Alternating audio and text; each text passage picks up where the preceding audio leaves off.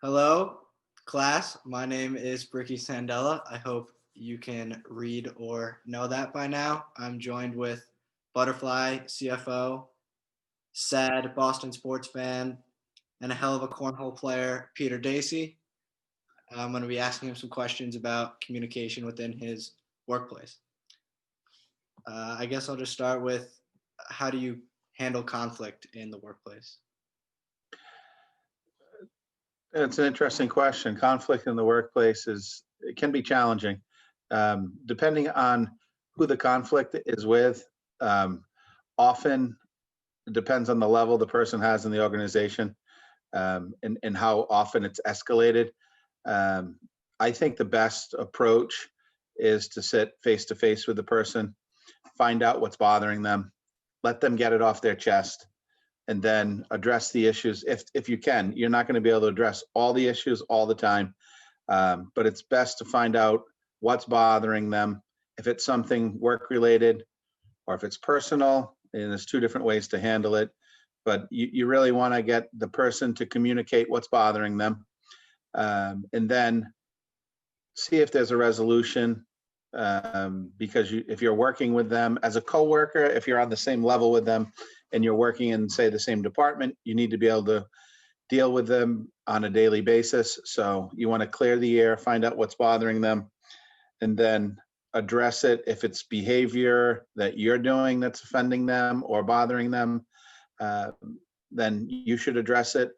It's best to deal with the person one-on-one as opposed to escalating it to a higher level.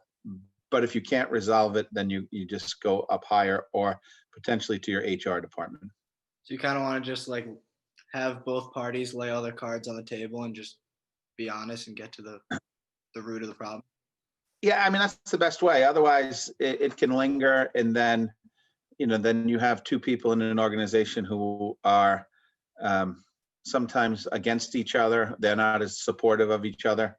I find generally if there is a problem, it's best to get if it's a mutual problem, then that's one. But if an individual has an issue or a conflict with someone at work, if it's directly work related, that's something that you want to handle right away. Otherwise, it'll fester, become a bigger problem, and then you have inside the organization sides being taken, and then it becomes a bigger issue. If you can get it early, usually it's something not it's usually communication, right? It's usually someone thought something or they thought this person did something. If you get it out, usually it's not a big deal. Right. But I would take it head on. I guess I'll move on to my next question. What would you do if you hired someone, but soon after you realized that they didn't quite fit in with the organization or like its culture? Okay, well, it's another challenging one. First of all, you want to find out why they don't fit in the organization. It's important to determine if it's the organization's culture or if it's the individual, right? So sometimes you hire a new person, they come on board, they have the right experience, they do great in the interview process, and then you find out they don't fit. If they don't fit,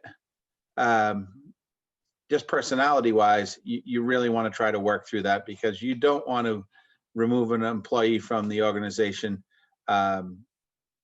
quickly. It costs the company a lot of money. There's potential severance involved. So, you would like to try to get the person to fit in, or if your culture is not cooperative in nature, you might want to adjust your behavior internally. But if it's not working, and you know it early, what we would do is put the person on a performance improvement plan.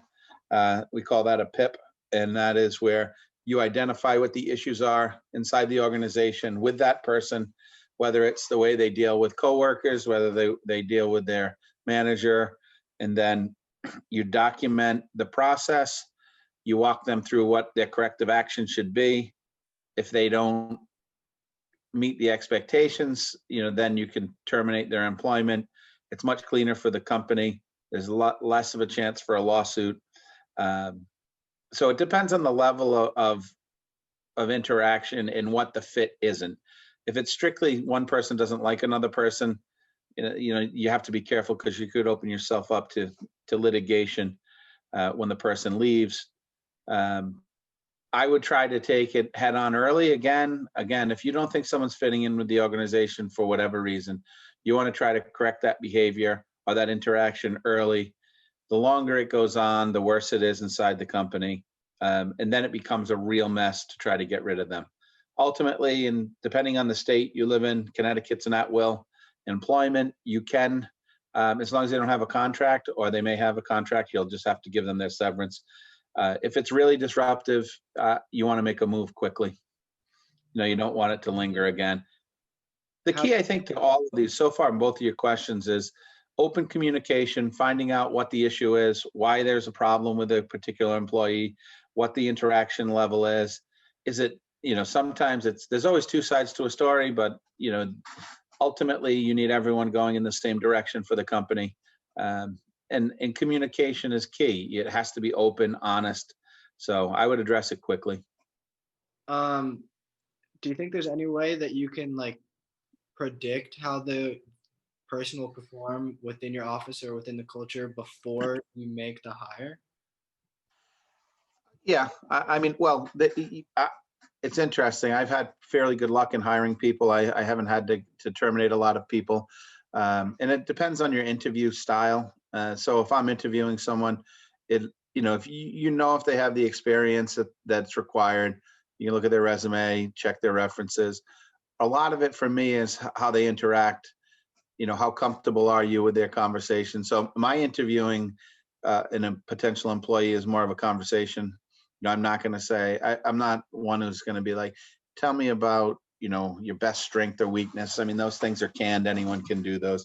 In open conversation, you generally get to see how the person responds to conversation. So there are signs. A lot of companies now have moved towards personality tests and quizzes before you hire someone. And so they ask a series of questions. A lot of them are repetitive, just asked different ways. And then it determines what type of personality that person has. So some organizations are looking for more aggressive type A personalities. Let's say you're in, stock market. If you are looking for brokers, you go more aggressive people. And then you know what your company culture is. You know what type of person you're looking for depending on the role. So a lot of companies now do these personality tests, and then the prospective new hire answers a series of questions. These companies who perform the tests have a database, and they come back and say this person's a type A person, type B, whatever. They would fit in an aggressive environment, high growth environment, or they wouldn't. So there are some things you can do prior to hiring someone with these different personality and skill assessment tests. They're done by third parties. They come back to you. Lots of recruiters, if you use some recruiters, will do that for the company. They'll perform those tests for them. And they'll come back and say, I don't think this person's going to fit with the organization, or they will. So there are a lot of things you can do. A lot of it becomes gut feel too. When you talk to someone, you get a sense. For me, I always get a sense where I think they would fit into the environment inside the company. And I've worked in different environments, really corporate environments, and then startup environments where, personality does come into play, and with smaller companies too. In a bigger company, it's easier because the one person can't make as much of an impact. But on smaller organizations, one or two wrong hires can really set a company back. So, I go with feel, and then checking references is important. But mainly people give references that they're pretty comfortable with. They're not going to give a reference to someone who's had a bad experience. So, I personally, I think I can tell pretty quick in talking to someone whether they'll fit or not. But it's not an exact science. Lots of people hire the wrong people. I always talk about, or at least think about how, at least personally, I think if I were to make a hire and I had like one candidate that I like, they were identical candidates, but one I loved their personality and one I hated the personality. I think if you become like not too buddy, but at least like friendly or like even friends, I guess you could say, I feel like you want to work harder for somebody that you care about and are friends with than someone that you like hate. So I feel like that would just make the process a little bit better, you know? Yeah, it is definitely. I mean, you do want to get someone who fits in, because if you think about it, someone might be working 8 to 10 hours a day, 5 days a week. They might spend more time with their coworkers and their family. And you do want to get along. And you're not going to get along with everyone, but if you see a red flag early on in an interview process or for a new hire, I recommend not hiring them. And generally, you know, a lot of people, hiring managers have a sense for that. But I've worked with a lot of people, and we've hired a lot of different people in the companies that I've been in. And some people are better at it than others. You know, I know there's some departments where if we're hiring, I know they'll really do a good job of screening candidates, and they'll pick someone who will fit in the organization. And then I have a couple of department heads where I know, you know, they just don't, they're not good judges of character, or they don't read people well.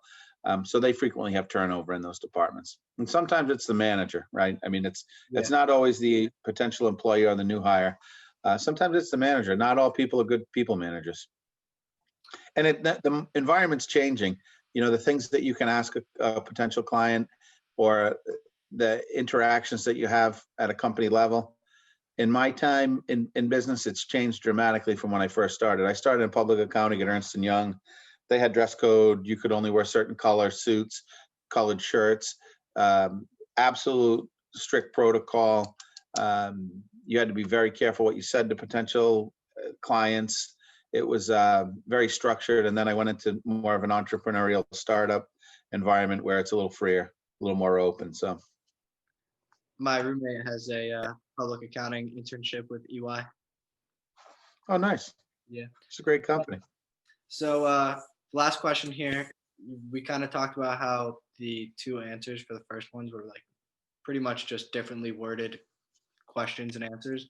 So for the last one, can you recall a time when you used a life experience, either professionally or non-professionally, to help resolve some sort of communications issue that you had in the workplace?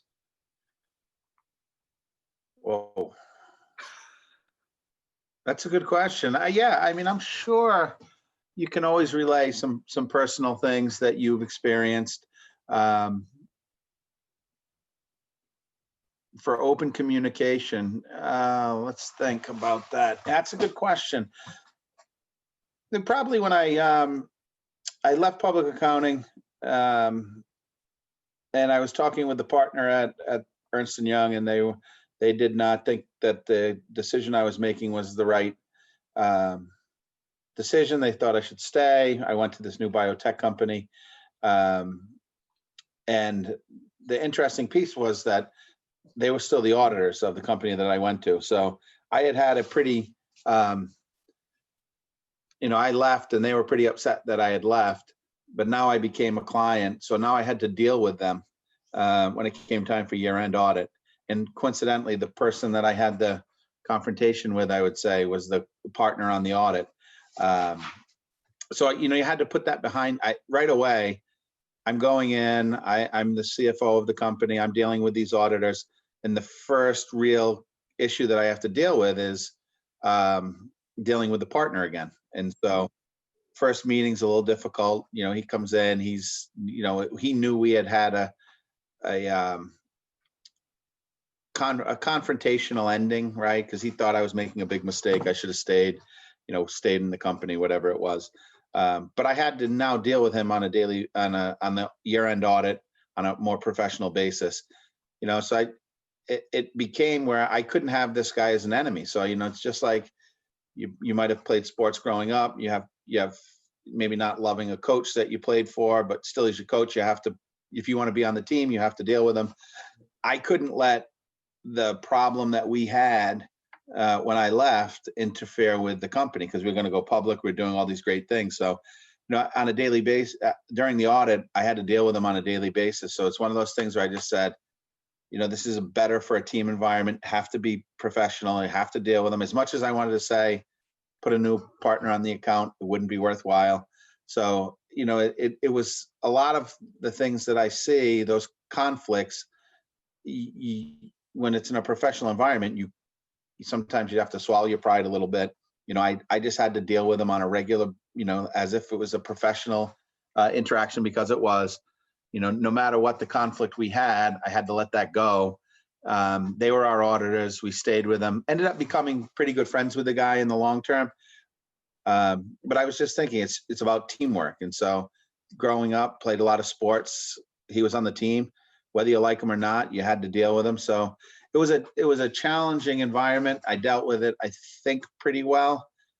I don't know if that fully answers your question, because it's an interesting question. I as opposed to a specific instance where, you had conflict, but you had to open up the channels of communication. So that was something where, we had to be professional. We acted like there was nothing that happened. Ultimately, we became pretty good friends. Golfed a lot with the gentleman he actually became a mentor of mine as I went through my career. But it was a little rocky early on. So, that's where sometimes you want to say things and you can't. You just bite your lip and you do what's best for your organization or the relationship on a professional basis. And I'd equate it more towards, you have to be a team player, because you have to think about the other employees that are involved as well. So, Mr. Dacey, would you like to tell me a little bit about your career and how you got to where you are now? Sure. I started in public accounting, so I got a finance and accounting degree. I started with Ernst & Young in Providence. I was working in the entrepreneurial services group, so it was pretty interesting because I got to see different clients. I had a variety of different clients. I had some high-tech clients. I had biotech clients. It was a popular industry in the Providence and Boston area. And then I had some standard manufacturing companies. So I got to see how a bunch of different industries worked, which was, I think, pretty fortunate, because you get to see companies that you might want to work for. I knew I didn't want to stay in public accounting. I knew I wanted to go work in a business setting.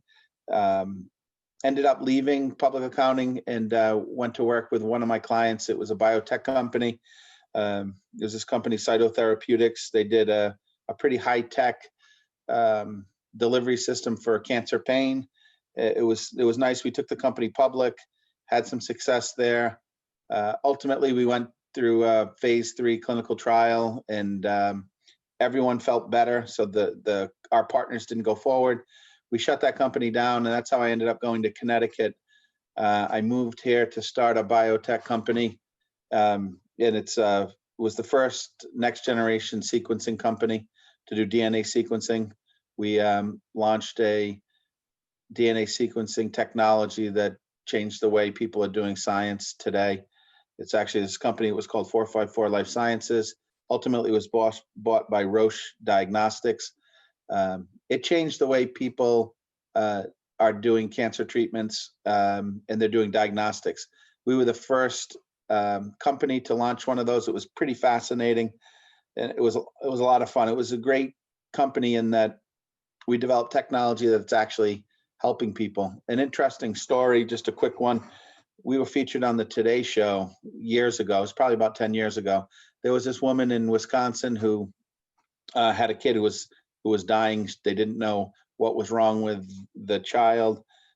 She got in contact with this researcher from University of Wisconsin that we were partnering with. Mm-hmm. And we ended up sequencing the kid's genome for them. And they found a rare mutation and actually saved the kid's life. So it was a pretty cool story, right? I mean, at the end of the day, I took the whole company to the Regal Cinema in Branford, and we showed the clip to everyone. And it was kind of one of those things. That's why we're doing what we're doing. So it was really cool that the technology actually helped, save this kid, and it saved a lot of people. So that was great. Ultimately, the company was bought by Roche. They moved it to Germany. And then I ended up starting my own beverage company, believe it or not. So it's Trimino protein infused water. You guys might have had it. It's a pretty good beverage. And then, got sick of doing that and ended up going into this company I'm with now, which is a Butterfly, which is an energy conservation company. We go into other companies. We re-outfit their organization to save them significant amounts of energy, reduce their carbon footprint, help the environment, and we make money doing that, which is a cool model.